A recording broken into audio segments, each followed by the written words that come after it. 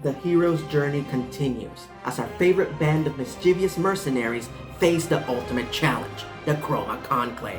But it's only a matter of time before these chromatic crime lords hear the battle cry. Vox Machina! Fuck! Shit! Ah!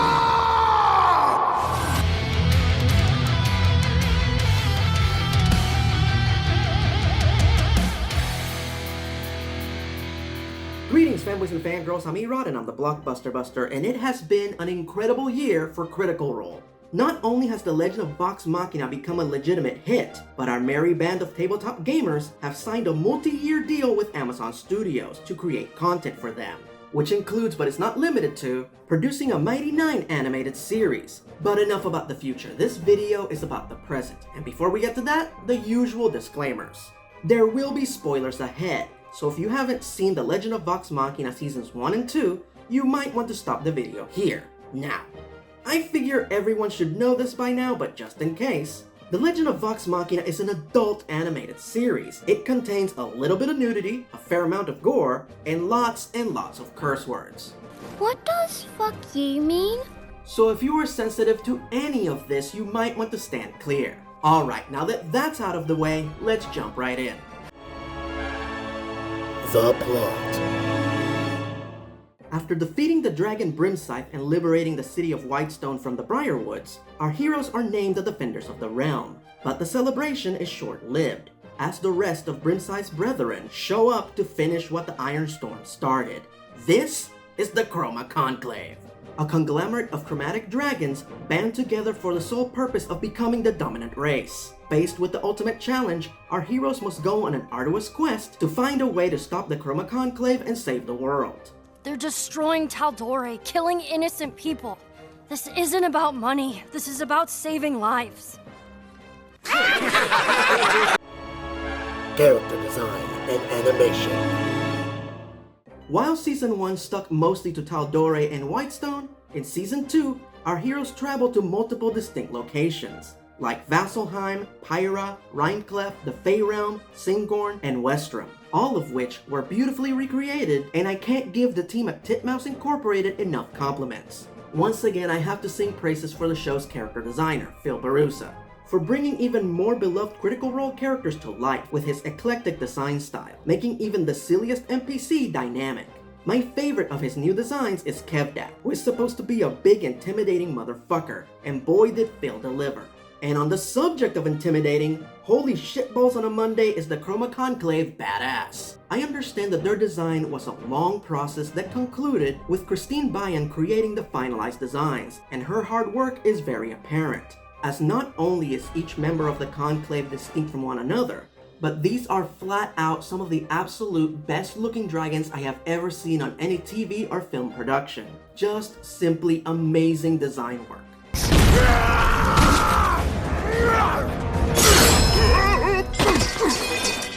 The animation continues to astonish, amaze, and entertain, meeting the very specific demands of the Critical Role cast, who have their stories shift from comedy to drama to romance to horror to the most intense action sequences. And this animation team continues to meet every challenge spectacularly. Cast and characters. Remember last year when I asked for #more trinket in Season 2? Well, guess what? They heard me. So thanks to everyone for the terrific trinket content this year. #just as much trinket in Season 3. Now before we get to the main cast, once again I have to give props to the guest cast who always bring their A game.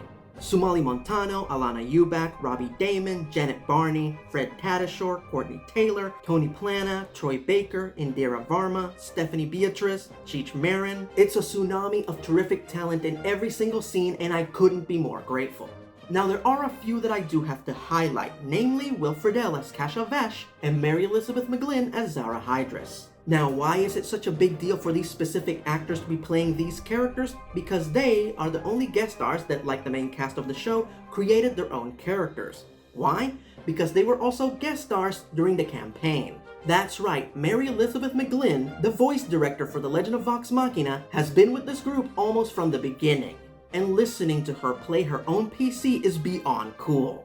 Yes, and you're still sticking dead things in your hair. Will Friedle is one of the best in the business, and his performance as Cash is proof of that, as he effortlessly made the abrasive cleric appealing in a very short amount of time. And all the flirting with Keyleth was especially entertaining. At least Antler's here is happy to see me. Right. Well, yeah, I mean... But that's not all. We had even more great guest stars playing key roles this season, like Henry Winkler playing Pike's great-great-grandfather, Wilhelm Trickfoot, Ralph Ineson playing Grog's uncle and main nemesis, Kevdak, and Billy Boyd as Garamili. That's right, we got another Hobbit this season. Last season, we had Dominic Monaghan as Archibald Desnay, so it's a safe bet that next season we might get either Sean Astin or Elijah Wood, who are both great voiceover actors. Well, you guessed wrong. Garmili was merely the traveler on this journey. Alright, let's start talking about the main antagonists for the season, the last 4 living members of the Chroma Conclave, starting with Vuragal, the Frigid Doom, played by Liam O'Brien. the White Dragon, who fires an ice blast from his mouth that will freeze and destroy anything in his path. He is the attack dog of the Chroma Conclave. He is the one they send in when a situation needs to be handled with a blunt instrument as opposed to a scalpel. Come on, little legs, run! Ray Sean, the Deceased Deceiver, played by Cree Summer. Whom we first hear in Season 1 through the obsidian orbs that Vox Machina finds in Brimside's hoard. She is a green dragon, whose main attack is a poison mist that no one is immune to. She is second in command of the Conclave, and like Brimside, she too is a shapeshifter. But unlike her blue brother, she is far more devious, as the most threatening aspect of the Deceiver is not the poison that she spews, but the fact that she can be anywhere at any given moment. Delicious cattle. Reichelt enjoys the taste of fear. Thordak, the Cinder King, played by Lance Reddick. The Red Dragon, the Fire Breather, and the undisputed leader of the Chroma Conclave. 15 years before Vox Machina defeated Brimside, Thordak was one of the most powerful threats in Exandria. Thankfully, alchemist Alora Vysoren and her adventuring party banished Thordak to the Fire Plane, using a relic called the Soul Anchor. 15 years later, someone set the Cinder King free, and he intends to continue his work where he left off. But this time, he's not working alone. Fight or flee and you forfeit that mercy. A new age is upon you. The rule of the Chroma Conclave. Alright, let's round off the Conclave with the DM to end all the M's. Umbrasyl, the Hope Devourer, Graven Edge, and a shit ton of NPCs, played by Matt Mercer. Once again, Matt plays 2 of the main antagonists. Craven Edge, the cursed sword that's trying to corrupt Grog, more on that later, and Umbrasyl, the Black Dragon, Acid Spitter, and Thordak's top lieutenant. The only member of the Conclave legitimately concerned about Vox Machina, as his boss is more concerned with his own personal take over the world scheme, the Emergence. So Umbrasyl serves as a constant obstacle in Vox Machina's path, as he sees the threat that the reckless adventurers pose, and will do whatever it takes to curtail their efforts, even forming an alliance with Dr. Anna Ripley. You get power, and I get resources. Alright, enough about the villains. Let's start talking about the Merry Mad Mercenaries, starting with Percival Frederickstein von Musel-Kozlowski the Rollo III, played by Taliesin Jaffe. While most of Season 1 was dedicated to Percy and his vendetta against the Briarwoods, this season he is content to serve more of a supporting role to his friends, as he intends to repay them for helping him get his revenge, free his people, and literally exorcise his demon. But unfortunately, Percy still has one loose plot thread, Dr. Anna Ripley, played by Kelly Hu. Will Percy be able to ignore his trauma and desire for revenge long enough to help his friends and defeat the Conclave? Only time will tell. For now, he is doing his best to live up to the title that Uriel gave him and his friends, with varying degrees of success. Good sir, I am Lord Percival Frederickstein von Musel-Kozlowski de Rollo III, and I require an audience with the Dawn Marshals My name's Rob, and I require a sandwich. You holding up the line? Also, there seems to be a romance brewing between him and Vexalia, but that's a topic for another time. For now, let's enjoy watching the gunslinger exercise some good old-fashioned diplomacy.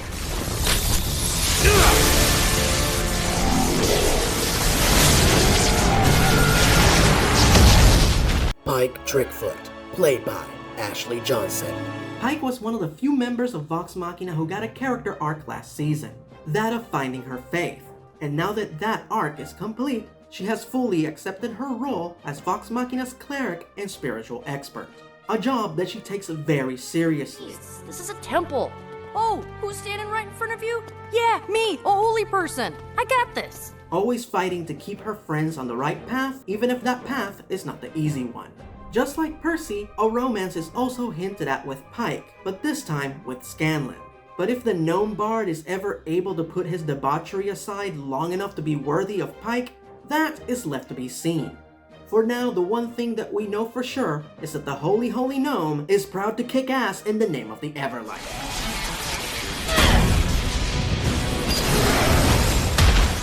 Going somewhere? Vexalia Visar, played by Laura Bailey.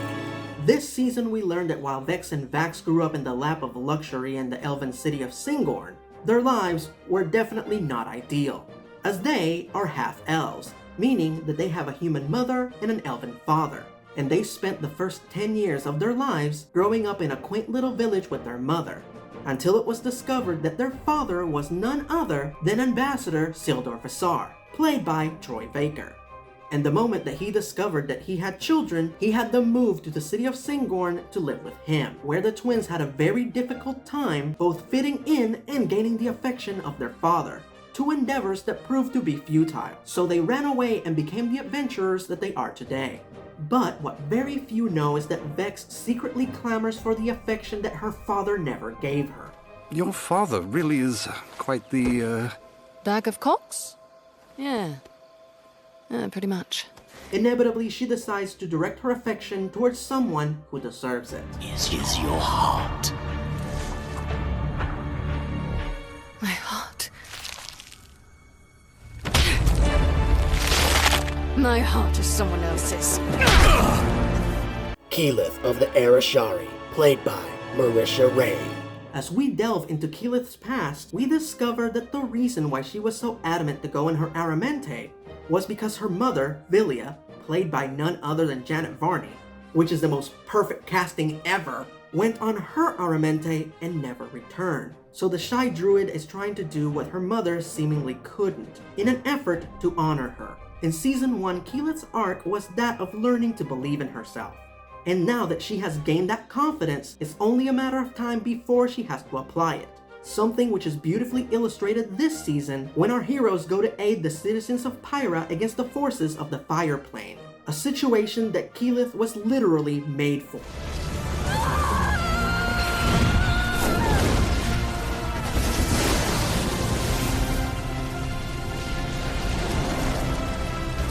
As far as her implied romance with Vax goes, here we have an interesting role reversal, where now she is interested, but the rebellious rogue is just too preoccupied. I thought I was being cool.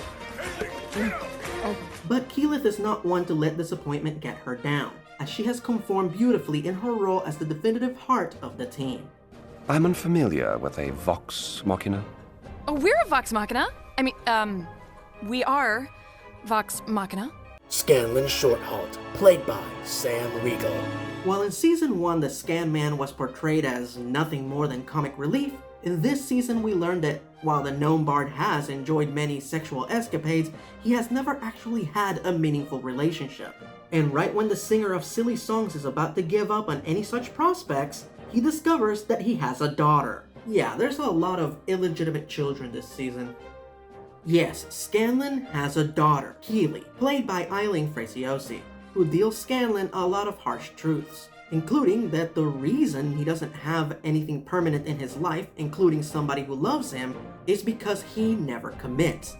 The moment anything gets hard, he just runs away. So, will the bardic hero fulfill his commitment to his friends and help defeat the Chroma Conclave? Or will he turn tail and walk away the moment that the situation becomes hopeless?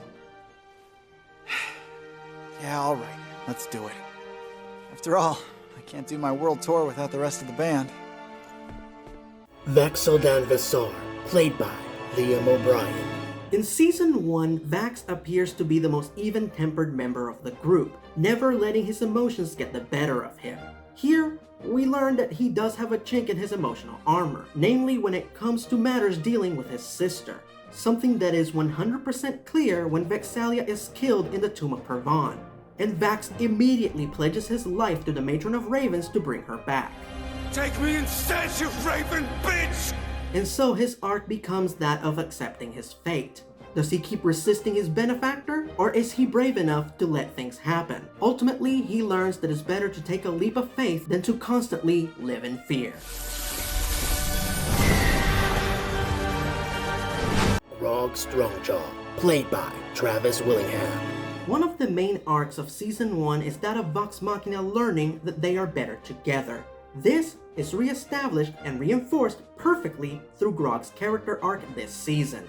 You see, when Grog was a young man, he was nothing more than a barbarian berserker, moving from town to town killing and pillaging, until he met Pike's great-great-grandfather, Wilhan, and couldn't bring himself to kill the defenseless old man.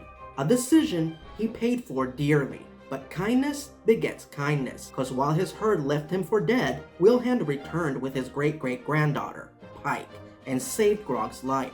But even after the example that Wilhan set for him, even after all of his adventures and good deeds, Grog still has no idea where his strength comes from, what makes him great, what sets him apart from the herd that he used to roam with.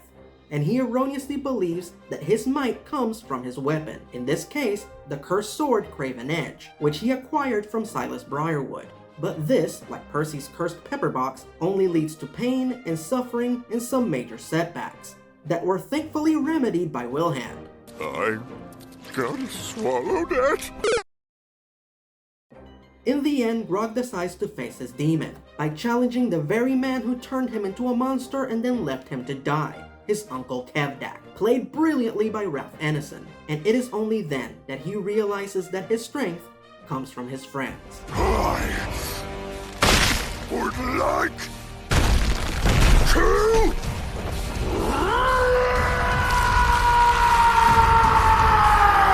Season 2, The Chroma Conclave Arc, Part 1. As it turns out, Brimscythe was just the tip of the iceberg. An advanced agent sent to weaken Tal'Dore's defenses and clear the path for his more powerful allies to come in and take over. So now, Vox Machina must step up, level up, and hero up, as they search for the vestiges of Divergence, a collection of pre-calamity weapons that are said to be so powerful that they can kill Titans. The overarching theme this season is worthiness. While in Season 1, Keyleth was the only member of the team who was presented with this conundrum, this season almost every member of the team wonders and worries about this, and they are all inevitably put in a position where they have to prove themselves. Probably the most endearing aspect this season is that while each individual member of Vox Machina has no faith in him or herself, they have unshakable belief in one another, openly agreeing to each other's plans and strategies without a moment's hesitation, no matter how ridiculous the idea might be. Oh god. Yeah, they've come a long way since Season 1. Those were bad ideas and you should all feel bad. This evolution is beautifully illustrated in my favorite episode, Killbox, where Grog faces Kevdak and shows them why Vox Machina are dragon slayers, and Kevdak is nothing more than a coward that will bend his knee at the sight of the Conclave. As we see our heroes wreck the herd of storms with extreme prejudice as a cohesive unit, as opposed to a bunch of blind followers and dragon lackeys, reinforcing the show's overall message that while we may fail alone, together we can achieve anything. Strong jaw! Strong jaw! Strong jaw! Strong jaw! Strong jaw! Strong jaw! Strong jaw! Final verdict.